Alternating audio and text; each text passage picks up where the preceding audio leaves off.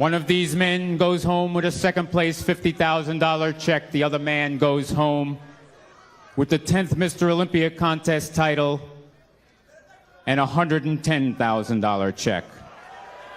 In second place,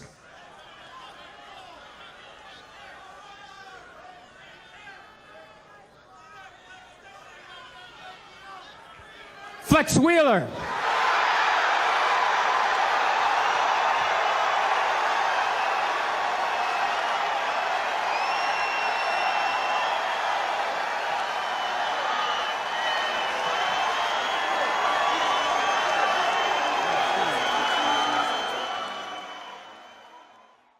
Hey guys, today we're going to look at a comparison between two all-time legends, Flex Wheeler and Ronnie Coleman, at the 1998 Mr. Olympia competition. Ronnie Coleman entered this Olympia having placed 9th the year prior, while Flex Wheeler had not competed in 1997 due to some injuries. Many people thought that Flex Wheeler would win this competition because he had been placing really highly in the previous Mr. Olympia competitions. I'm going to try to do something new this video, and by new I mean that I'm going to compare these two bodybuilders using a video comparison instead of pictures. I think it helps with scaling, and it's cool to see these two legends pose side by side in real time. So as we head into the video footage, we will see the front relaxed pose. In the front relaxed pose, both men look extremely ripped and conditioned. Ronnie Coleman does look wider through the clavicle. Ronnie Coleman does seem to have more muscle in the upper body that looks more diced and cut. Flex Wheeler looks amazing with his insane V-taper, but Ronnie Coleman also looks very good here too. Ronnie Coleman's lats look very nice, and Flex Wheeler's lats don't flare out as much. Both men have very good quads and legs overall, but I think we should pull up another picture to get a better understanding. This second picture clearly shows the conditioning edge Ronnie Coleman has over Flex Wheeler, as can be seen in the striations in the pec, which almost make Ronnie Coleman's gyno invisible. His quads also have a grainy aspect that Flex Wheeler just doesn't have, but Flex Wheeler's midsection does look better than Ronnie Coleman's. Alright, now we will go into the front double bicep pose. As they are going into this pose, I'm immediately drawn in by Ronnie Coleman's arms. Look how much detail and separation he has. And of course, you will say that he has gyno, and that definitely is, harming his physique here. But his midsection looks amazing. His V-taper is amazing. His lats flare out very nicely. Now, I look at Flex Wheeler, and his lats flare out very nicely too, and his midsection is 100% better, hands down. Flex Wheeler's arms look amazing here. I mean, people will say that they have synthol in them. I don't know if that's true or not. I just see that they look good. But Ronnie Coleman, I think they are bigger, if not just, they're bigger, and they are more separated. The legs look very good for Flex Wheeler, but Ronnie Coleman's legs are better. The calves, probably the same. So I'd have to give this pose to Ronnie Coleman just because of the overall muscularity advantage. Alright, now we're going to move into the front lat spread, and it is immediately evident that Ronnie Coleman has this conditioning advantage once again. I mean, the striations through the chest and the shoulders, even though the video footage is a little blurry, can be clearly seen. The arms look amazing. Once again, the gyno has almost disappeared. The midsection, the core sticking out looks very good. The quads, amazing. Flex Wheeler's quads are really great too, almost just as good as Ronnie Coleman. The midsection is great on Flex Wheeler. Their arms are really good, but I think, like I said, this picture is a little blurry, so I think I'm going to bring up another picture. Yeah, so the second picture only confirms what I was saying in the last picture, and also now we can really see the lats of these two gentlemen, and look how Dorian-esque Ronnie Coleman looks. I mean, Ronnie Coleman is filling out this pose to a T. Not only to mention, I mean, look at the separation. You can see it so clearly now. And Ronnie Coleman just has a grainy, hard conditioning quality that Flex Wheeler just cannot compete with. Now, Flex Wheeler looks amazing and aesthetic, but I just do not think that's enough to beat a front lat spread of Ronnie Coleman.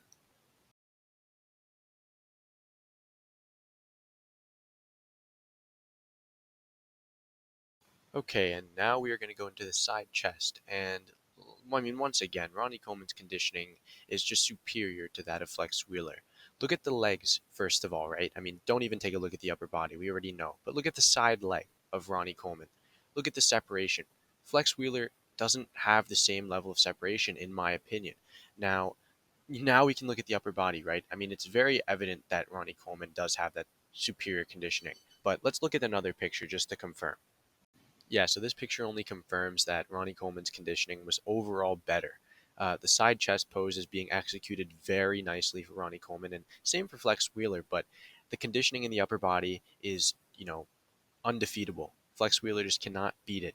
And the legs, while looking a bit better for Flex now, cannot beat Ronnie Coleman's lower body. I mean, it just can't. So I'm going to have to give this shot to Ronnie Coleman again.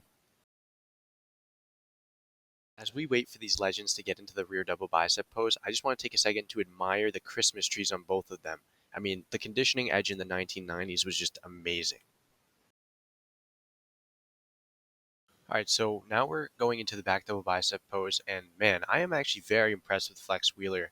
His conditioning looks amazing from this still, and his back looks very hard and grainy. His arms look amazing, his traps look nice, his lats look nice, his calves look nice, hamstrings are pretty diced, at least from what I can see here. Now, Ronnie Coleman's back just has a whole nother level of density to it. Ronnie Coleman's glutes are, alien-like. I mean, yeah, they're just that's all I can say. His hamstrings look amazing, his calves look amazing, and the arms look amazing and the back look amazing. But I think we need to get another picture to really do a good comparison. All right, so in this second picture, we actually have Nasser El Sambati in the middle, but we're not going to be focusing on him right now. Flex Wheeler is on the left, and Ronnie Coleman is on the right. Now, Flex Wheeler's upper body looks amazing from here, but his lower body kind of falls apart. His glutes are a little watery, and so are his hamstrings. Now, Ronnie Coleman looks peeled dry to the bone. His back is so much more dense than both Nasser and Flex, and his arms are huge. So I think I'm going to have to give this to Ronnie Coleman. I mean, he does have one of the best backs of all time. As we're going to be going into the rear lat spread, I just want to take another moment to appreciate the Christmas tree and conditioning on both of these guys. I mean, wow. Compared to some guys today, I mean, it's just night and day, man. It's night and day.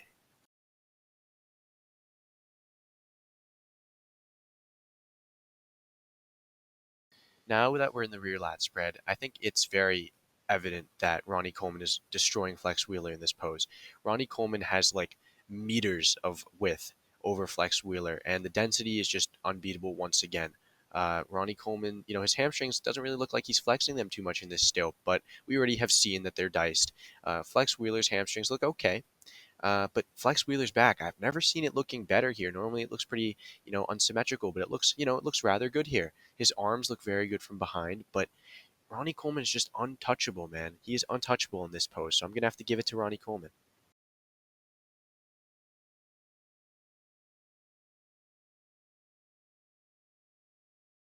Okay, so going into the side tricep pose, you can immediately see, once again, the conditioning, whatever, blah, blah, blah. But Flex Wheeler looks amazing in this pose. Ronnie Coleman never known for a good tricep. It's always striated, but never known for hitting a good side tricep pose. I have never seen him look this good in the pose. However, I mean, even though Flex Wheeler may not have the best conditioning compared to Ronnie Coleman, I feel like it almost doesn't matter here because of how aesthetic and statuesque he looks. So I'm gonna have to give this pose to Flex Wheeler overall, just for the overall presentation alone. Okay, so going into the abs and thigh shot, once again, Ronnie Coleman really isn't known for this pose. His ab and thigh has never been the best. I don't think he's ever looked this good though, with this much mass and conditioning.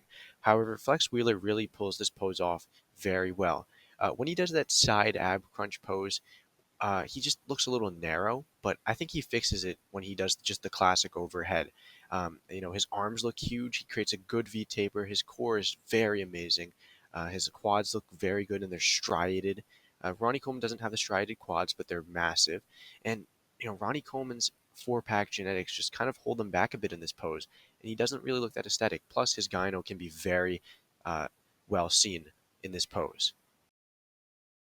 Alright, so the actual video comparison did not have the most muscular in it, but here you can see that I have displayed two pictures of the most muscular for both gentlemen.